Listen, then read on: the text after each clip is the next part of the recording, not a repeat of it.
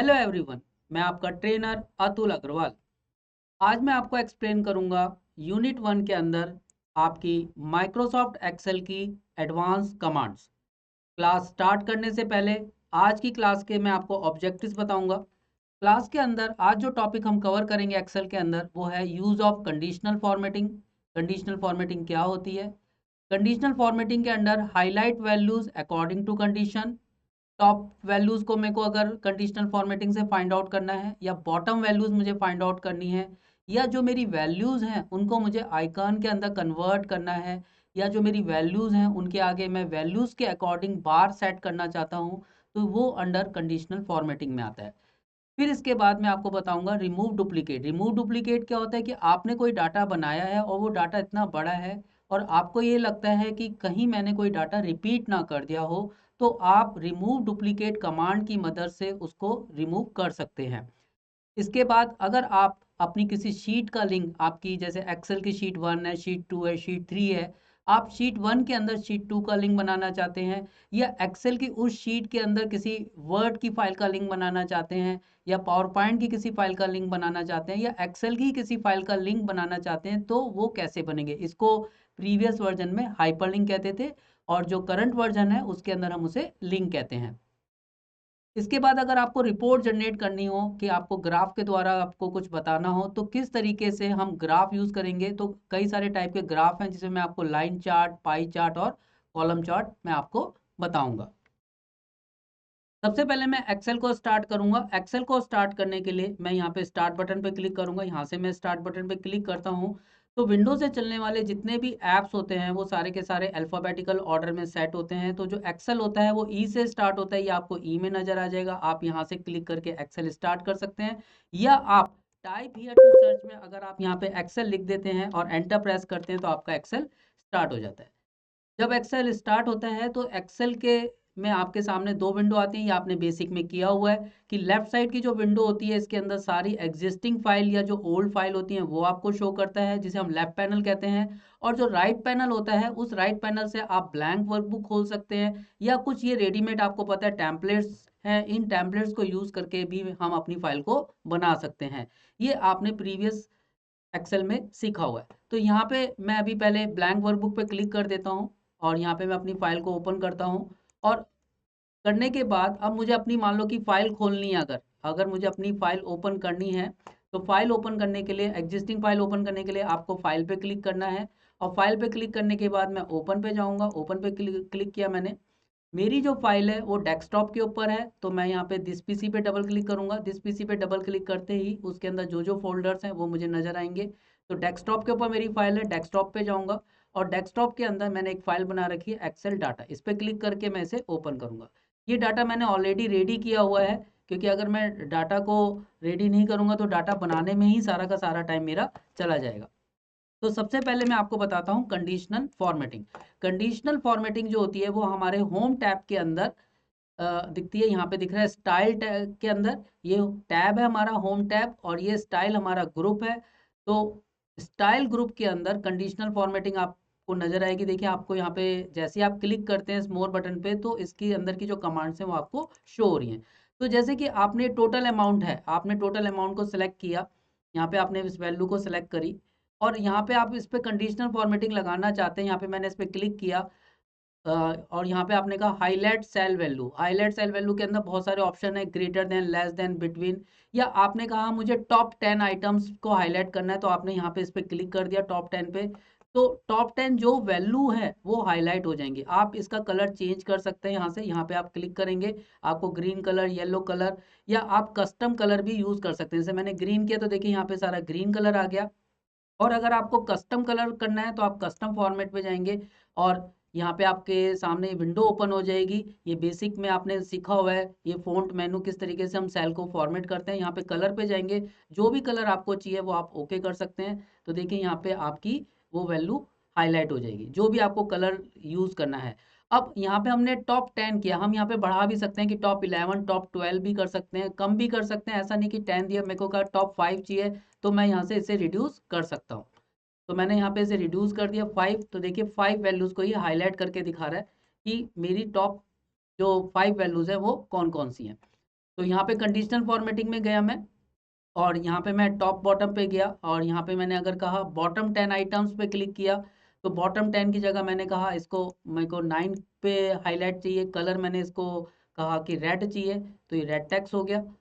और ये जो भी मुझे चीज़ चाहिए वो मैंने यहाँ पे सेलेक्ट कर ली और ओके कर दिया। तो देखिए यहाँ पे ये दिखा रहा है। तो यहाँ पे मैं टॉप 5, टॉप 10 या बॉटम 5, बॉटम 10 यूज़ कर सकता हूँ। अब अगर मुझे सपोज कीजिए यहाँ पे क्वार्टर 1 में किस सेल को हाईलाइट करना है, ग्रेटर देन या लेस देन, तो हाईलाइट सेल रूल, मैंने कहा ग्रेटर देन, कि उन वैल्यूज़ को हाईलाइट कर दो जिनकी वैल्यूज़ मान लो 15,000 से ज़्यादा है। तो मैंने ग्रेटर देन पे क्लिक किया और यहाँ पे मैंने वैल्यू लिख दी 15,000 लिख दी। और कलर क्या चाहिए वो कलर आप चूज़ कर सकते हैं। आपने कहा ग्रीन कलर चाहिए तो आपने ग्रीन कलर कर दिया और ओके कर दिया, तो देखिए यहाँ पे ये ग्रीन कलर से हाईलाइट हो गई। तो कंडीशनल फॉर्मेटिंग बहुत काम में आती है। ये बेसिकली एडवांस फंक्शन है कि अगर आपने कोई वैल्यू डाल दी है तो आप यहाँ से कंडीशनल फॉर्मेटिंग के द्वारा आप यूज़ कर सकते हैं। इस कॉलम को मैं थोड़ा सा बड़ा कर देता हूँ। यहाँ पे मुझे अगर मान लो मैंने सेलेक्ट किया कि मुझे डाटा बार लगाना है इस पे, तो मैंने इसे सेलेक्ट किया, कंडीशनल फॉर्मेटिंग में गया, तो यहाँ पे डाटा बार दे रखा है। कैसा डाटा बार आपको लगाना है, ग्रेडियंट फिल वाला चाहिए या सॉलिड फिल वाला चाहिए, यहाँ पे कलर दे रखा है। ये जो डाटा बार देता है ये अपने आप ये इसको एनालाइज करता है कि वैल्यू के अकॉर्डिंग एनालाइज करता है और उसके हिसाब से डाटा का बार सेट कर देता है। जैसे आपने कभी कभार देखा होगा कि डाटा के अंदर इस तरीके से बार लगे होते हैं, तो वो विद द हेल्प ऑफ आप कंडीशनल फॉर्मेटिंग के शो कर सकते हैं। तो फर्स्ट सेलेक्ट द कॉलम, आपको कॉलम को सेलेक्ट करना है, वैल्यूज को सेलेक्ट करना है, then under home tab click on conditional formatting, then go to data bar and click either from gradient field और सॉलिड फील्ड। तो मैंने यहाँ पे ग्रेडियंट फील्ड पे कर दिया, तो देखिए यहाँ पे इस पे ये डाटा बार लगे। इसी तरीके से अगर आप आइकन सेट करना चाहते हैं तो आप आइकन भी सेट कर सकते हैं। उसके लिए भी हमें सेम ही स्टेप फॉलो करना होगा। First select the area, value select करनी है आपने। After selecting the value click on conditional formatting, then go to icon sets. Here you see different type of icons, directional, shapes, indicators, ratings। तो आपको जैसी भी यहाँ पे आइकन चाहिए वो आप क्लिक कर सकते हैं और यहाँ पे देखिए ये अपने आप सेट करेगा। इसको कंपैरिजन करता है कि यहाँ पे आपकी सेल देखिए ज़्यादा थी, यहाँ पे आपकी डाउन हो गई, यहाँ पे आपकी इस तरीके से इक्वलेंट उसमें चल रही है। तो ये अपने आप सेट करता है, इसकी कोई फिक्स वो नहीं है कि हमारे हिसाब से ये अप कर दे या डाउन कर दे। कंडीशनल, क्योंकि एक्सेल अपने आप में एक सॉफ्टवेयर है जो कि खुद डाटा को कैलकुलेट करता है और उसके हिसाब से हमें रिजल्ट शो करता है। तो यहाँ पे मैंने आपको कलर के द्वारा how to highlight the records with colour, top 10 या बॉटम 10, या how to set bar, how to set icons. और यहाँ पे आप कंडीशनल फॉर्मेटिंग के अंदर आपके पास यहाँ पे ऑप्शन है, आप यहाँ पे इन्हें यूज़ कर सकते हैं। टॉप और बॉटम मैंने आपको बता दिया। हाईलाइट सेल, लेस देन भी आप यूज़ कर सकते हैं। यहाँ पे आपने कहा कि क्वार्टर 5 में अगर जो सेल मेरी 15,000 से बिलो है, द सेल बिलो इज 15,000, तो आप यहाँ पे गए हाईलाइट सेल, आपने यहाँ पे लेस देन कर दिया, लेस देन आपने डाल दिया 15,000, वैल्यू आप डालेंगे। देन कलर किससे फिल करना है वो आपने फाइंड कर दिया, मान लो आपने कहा रेड फिल करना है, तो देखिए ये वैल्यू आपकी हाईलाइट हो जाएगी। So conditional formatting is a very advanced function and very useful function in day-to-day work. Next, अब यहाँ पे मैं जब काम कर रहा हूँ, अगर आपको ये हटाना है, आपने कहा मुझे ये I want to remove this, first select the area, आपको यहाँ पे एरिया को सेलेक्ट करना है, then go to conditional formatting and यहाँ पे आपको शो कर रहा है clear rules from selected cell और क्लियर फ्रॉम एंटायर शीट। तो मैं clear rule from selected cell कर रहा हूँ, तो जितना एरिया मैंने सेलेक्ट किया था उसका उसने क्या किया, कंडीशनल फॉर्मेटिंग रिमूव कर दी। अब ये मेरे पास डाटा है और इस डाटा के अंदर मान लो कि मैंने यहाँ पे ये एलसीडी मॉनिटर है, इस टाइप का मेरे पास डाटा है, और यहाँ पे मैं सेलेक्ट किया मैं यहाँ पे फाइंड आउट करना चाहता हूँ कि मेरे पास क्या कोई डुप्लीकेट वैल्यूज़ है। पहले first you want to find the values, duplicate values, तो आप कंडीशनल फॉर्मेटिंग में जाएंगे और कंडीशनल फॉर्मेटिंग में जाने के बाद आप यहाँ पे न्यू रूल्स में चले जाएंगे और न्यू रूल्स में जाने के बाद यहाँ पे आप जाएंगे तो आपको दिखेगा फॉर्मेट ओनली यूनिक और डुप्लीकेट। जब आप इस पर क्लिक करेंगे तो आपके पास आएगा फॉर्मेट ऑल। क्या चीज़, यूनिक मतलब सिंगल, और डुप्लीकेट मीन्स उसका कोई डुप्लीकेट है। तो आपने इस पे डुप्लीकेट्स क्लिक किया, देन फॉर्मेट आपने कहा कि उसका जो कलर होना चाहिए वो ब्लू हो जाना चाहिए। तो आपने इसे ओके किया और ओके किया, तो आप देखेंगे यहाँ पे आपको कुछ डुप्लीकेट वैल्यूज नज़र आ रही हैं। क्यों आ रही है? जैसे इंटेल मदरबोर्ड है, यहाँ पे इंटेल सीपीयू है, फिर ये i3 फिर आ गया, फिर इंटेल मदरबोर्ड आ गया, फिर इंटेल मदरबोर्ड आ गया। तो ये क्या है? डुप्लीकेट वैल्यूज हैं। तो अगर आपके रिकॉर्ड्स में डुप्लीकेट वैल्यूज हैं, तो आप अगर उनको फाइंड आउट करना चाहते हैं तो आप कंडीशनल फॉर्मेटिंग से बहुत ईजिली फाइंड आउट कर सकते हैं। अब सेकंड थिंग आती है, आपने कहा कि ये डुप्लीकेट वैल्यूज हैं। अगर ये डुप्लीकेट वैल्यूज मेरे रिकॉर्ड्स में आ रही हैं तो मैं इन डुप्लीकेट वैल्यूज को रिमूव करना चाहता हूँ। If you want to remove this, आपको क्या करना है? आपने टेबल पे अपना पॉइंटर रखना है और यहाँ पे आप जाएंगे, डाटा के अंदर जाएंगे, डाटा टैब के अंदर आपको यहाँ पे रिमूव डुप्लीकेट्स नजर आएगा। अब यहाँ पे मैं सबसे पहले आपको दिखाता हूँ हमारा डाटा, हमारे पास टोटल रिकॉर्ड्स कितने हैं? 30 रिकॉर्ड्स हैं टोटल। हमने 30 रिकॉर्ड्स फिल करे हुए ऊपर से लेके नीचे तक। मैं यहाँ पे रिमूव डुप्लीकेट्स में जाता हूँ और रिमूव डुप्लीकेट्स के अंदर आपने कहा my list, my data has header हो, इस पर आपने क्लिक करना है। जैसे ही आप माई डाटा हैज़ हेडर हो करेंगे, मैं इसे कैंसिल करता हूँ, मैं पहले डाटा सेलेक्ट कर लेता हूँ क्योंकि ऊपर वाले जो डाटा हैं वो मैंने मर्ज करे हुए हैं। तो मैं इस डाटा को इस तरह से सेलेक्ट कर लेता हूँ।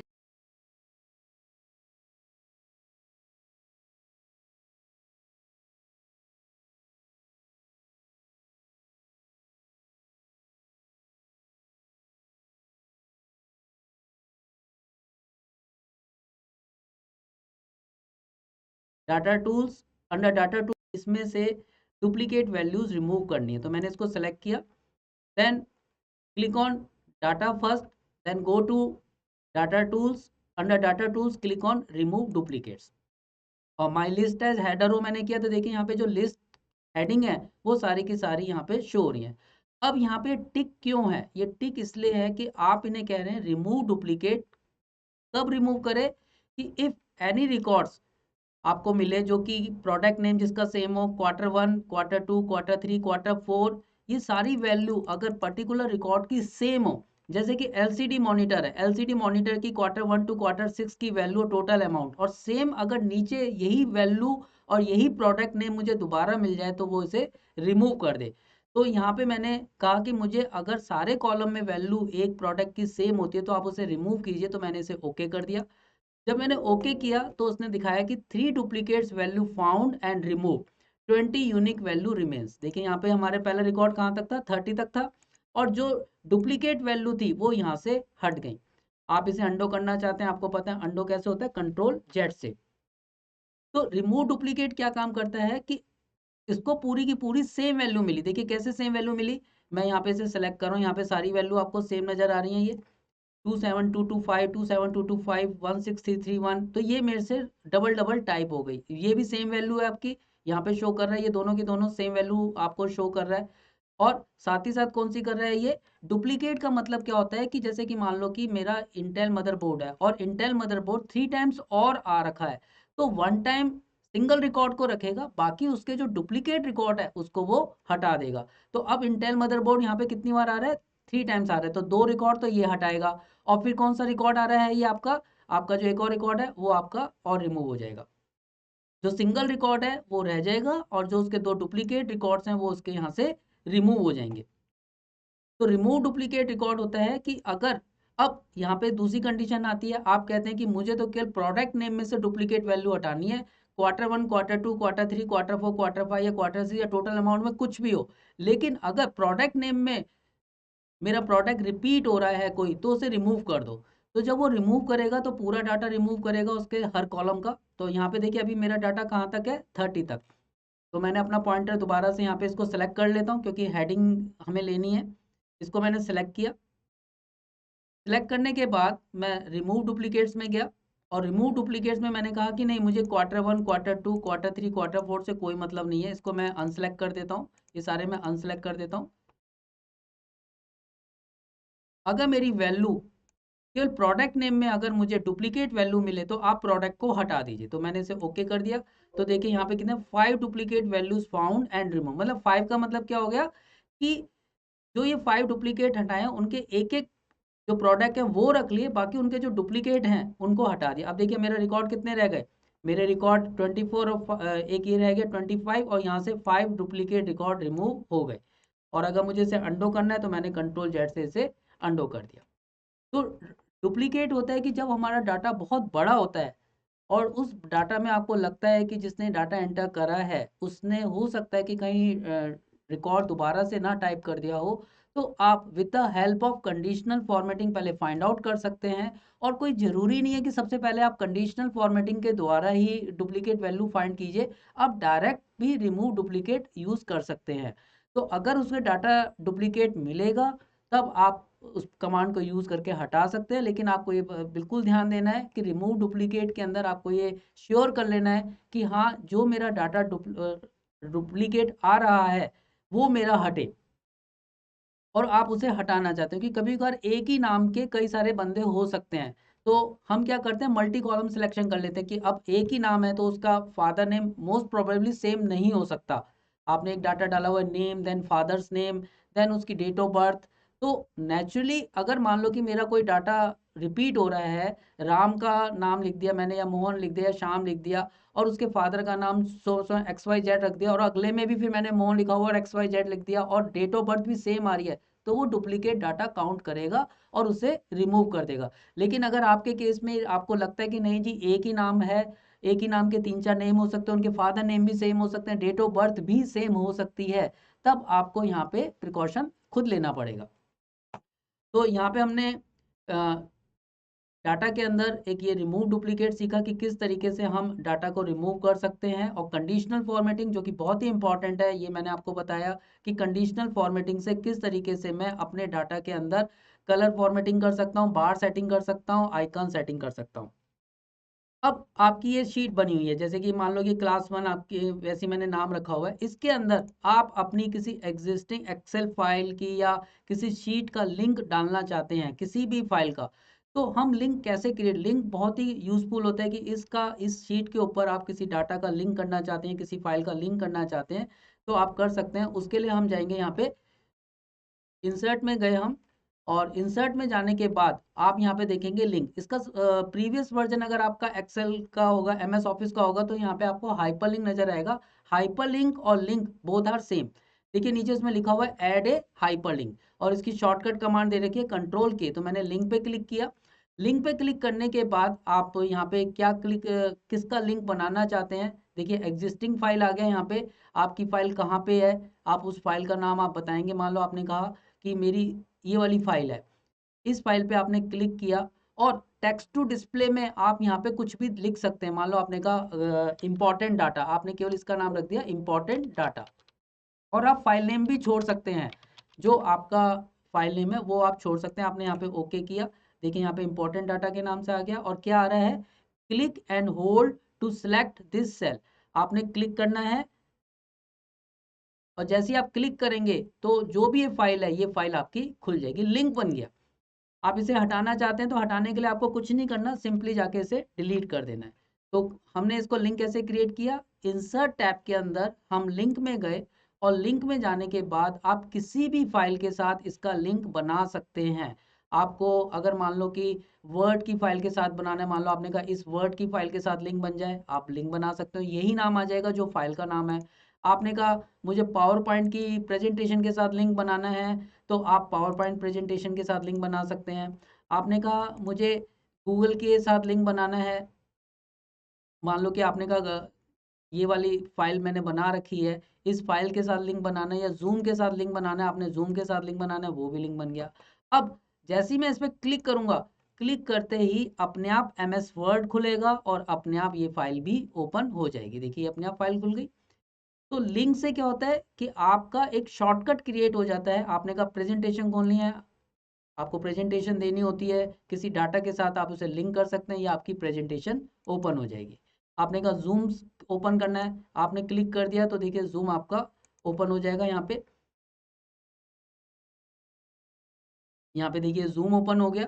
तो आप अपनी फाइल का लिंक किसी के साथ भी बना सकते हैं। तो लिंक बनाने के लिए आपको इंसर्ट पे जाना है, देन लिंक पे जाना है, और लिंक पे जाने के बाद आप लिंक बना सकते। और दूसरा है प्लेस इन दिस, अब प्लेस इन दिस में क्या है, प्लेस इन दिस के अंदर आप अपनी किसी एग्जिस्टिंग वर्कशीट के साथ, एग्जिस्टिंग मीन्स ये आपकी वर्कशीट है, आपने कहा इसका लिंक क्लास 2 के साथ बना दो, आपने ओके कर दिया। तो आप एक तो तरीका है आप यहाँ पे क्लिक करके जा सकते हैं, दूसरा आप जैसे इस पे क्लिक करेंगे क्लास 2 की शीट पे पहुंच जाएंगे। तो यहाँ पे मैंने क्या करा कि इसी फाइल के अंदर इसी शीट का लिंक क्रिएट कर दिया। उसके लिए मैं लिंक पे गया और लिंक पे जाने के बाद मैंने प्लेस इन दिस डॉक्यूमेंट पे क्लिक किया और प्लेस इन दिस डॉक्यूमेंट पे क्लिक करने के बाद किसके साथ लिंक बनाना है मैंने उसे क्लिक किया और ओके किया। यहाँ पे मैं नाम भी चेंज कर सकता हूँ, text to display. Text to display में आप कुछ भी लिख सकते हैं, माई सेल्स डाटा।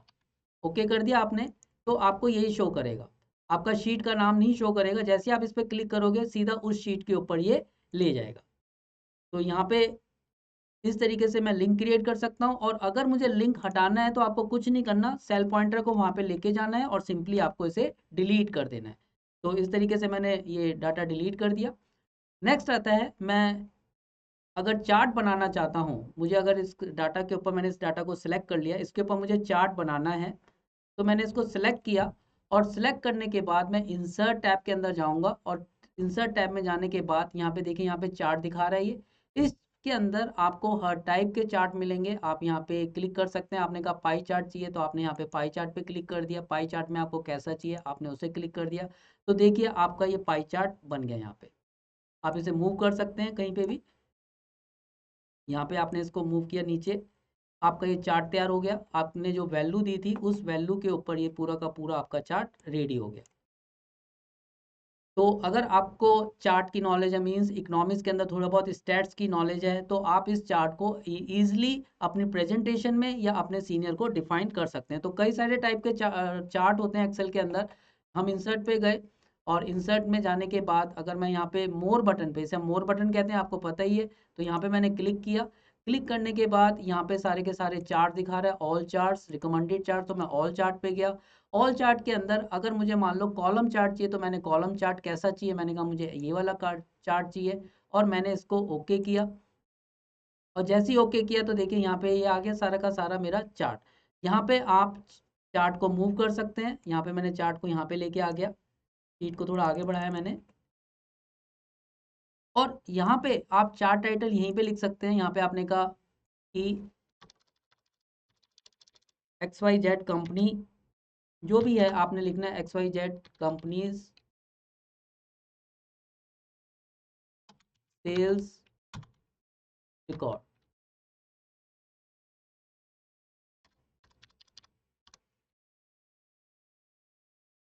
यहाँ पे मैंने क्लिक किया, यहाँ पे ये हो गया। तो ये आपका चार्ट बन तैयार हो गया। आप यहाँ पे चेंज कर सकते हैं, जो भी आपको चेंज करना है, चार्ट को छोटा बड़ा कर सकते हैं। तो ये आपका हो गया, क्योंकि हमारी वैल्यू ज़्यादा है तो इसलिए हमने ये यहाँ पे इस तरह से दिखा रहा है। आप जितना बड़ा करेंगे दिखा रहा है LCD मॉनिटर, लेड मॉनिटर। और ये जो ब्लू कलर है वो Q1 है, ऑरेंज कलर जो है वो ये, ग्रे कलर, येलो कलर, तो वो उस बार को सेट कर रहा है।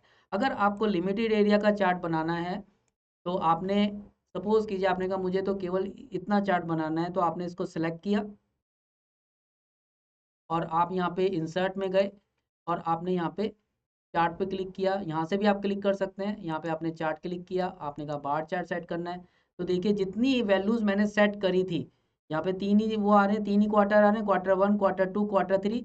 तो जितना एरिया मैंने सेलेक्ट करा था उतने एरिया का वो चार्ट आपका ड्रॉ करके दिखा देगा। तो ये जो चार्ट कहलाता है ये आपका बार चार्ट कहलाता है। और अगर मान लो कि मुझे पाई चार्ट बनाना है केवल इन्हीं तीन वैल्यू का, तो मैंने इसे सेलेक्ट किया और सिलेक्ट करने के बाद मैंने यहाँ पे इंसर्ट में गया। इंसर्ट में जाने के बाद मैंने यहाँ पे पाई चार्ट कर दिया। पाई चार्ट में मुझे कैसा चाहिए, ऐसा चाहिए, तो देखिए पाई चार्ट आ गया। ये भी क्या कर रहा है, Q1, Q2, Q3 जितनी वैल्यू मैंने सेट करी है उसका वो चार्ट बना देगा। नेक्स्ट है, अगर मुझे यहाँ पे गया, मैं वैल्यू को सिलेक्ट करी, मैंने यहाँ तक की वैल्यू मैंने सेलेक्ट करी और इसका मुझे इंसर्ट में गया मैं और यहाँ मैंने कहा कि मुझे ये लाइन चार्ट चाहिए, तो मैंने लाइन पे क्लिक कर दिया। लाइन में कैसा वाला चार्ट चाहिए, यहाँ पे बहुत सारे टाइप्स आपको दिखा रहा है। तो अगर आपको स्टैट्स की अच्छी खासी नॉलेज है तो आप इस चार्ट को ड्रॉ कर सकते हैं। मैंने कहा मुझे ये चाहिए, तो देखिए इस तरह से इसने ये चार्ट को बना दिया। तो चार्ट को डिस्क्राइब आपको करना है कि जो आप चार्ट बना रहे हो उस चार्ट आपको किस टाइप का चाहिए, चार्ट की क्या रिक्वायरमेंट है वो आपको पता होना चाहिए।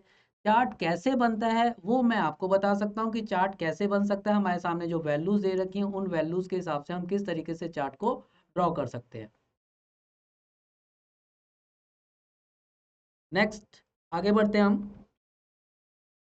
तो आपने आज जो सीखा, आपने आज के अंदर कमांड जो सीखी एडवांस एक्सेल के अंदर, वो आपने कंडीशनल फॉर्मेटिंग सीखी जो बहुत ही यूज़फुल है। देन आपने आपने इंसर्ट में जाके किस तरीके से हम अलग अलग चार्ट होते हैं, तो चार्ट ये एरिया है जहाँ से हम अलग अलग चार्ट डिज़ाइन कर सकते हैं। देन किस तरीके से फाइल को मैं लिंक बना सकता हूँ, लिंक्स फाइल किस किस के साथ मैं लिंक बना सकता हूँ वो मैंने आपको बताया कि वर्ड की फाइल के साथ, एक्सेल की फाइल के साथ, पावर पॉइंट की फाइल के साथ आप लिंक बना सकते हैं। डाटा के अंदर रिमूव डुप्लीकेट मैंने आपको बताया कि किस तरीके से रिमूव हम डुप्लीकेट करते हैं, उसके कंडीशंस मैंने आपको एक्सप्लेन करी। तो ये आपकी डे टू डे लाइफ में कुछ एडवांस फंक्शन है जो कि आपके काम आते हैं, जो आपको यूज़ करने हैं। एक्सेल आप किसी भी लाइन में हो, आज के टाइम में माइक्रोसॉफ्ट वर्ड, माइक्रोसॉफ्ट एक्सेल बहुत इंपॉर्टेंट रोल प्ले करते हैं। तो एक्सेल की नॉलेज होना बहुत ज़रूरी है, वर्ड की नॉलेज होना बहुत ज़रूरी है, प्रेजेंटेशन की नॉलेज होना बहुत ज़रूरी है। और अगर आप इसके अंदर परफेक्शन चाहते हैं तो परफेक्शन के लिए आपको प्रैक्टिस करनी पड़ेगी। आपको जैसे मैंने ये डाटा दिखाया हुआ है, आप इसी टाइप का डाटा बना के, जैसे मैंने कमांड की प्रैक्टिस करी है, आप उस कमांड को प्रैक्टिस कीजिए। जब आप प्रैक्टिस करेंगे तो हो सकता है कि आपको प्रॉब्लम आए तो आप इस वीडियो को देखिए और जो भी प्रॉब्लम आ रही है उसको आप दूर कीजिए। जितनी भी मैंने इसमें आपको कमांड्स बताई हैं, मेरे को आई होप कि आपको समझ में आई होगी। आपको उसकी प्रैक्टिस करनी है, आप प्रैक्टिस करेंगे तो आपके अंदर उन कमांडों की परफेक्शन आएगी। थैंक्स।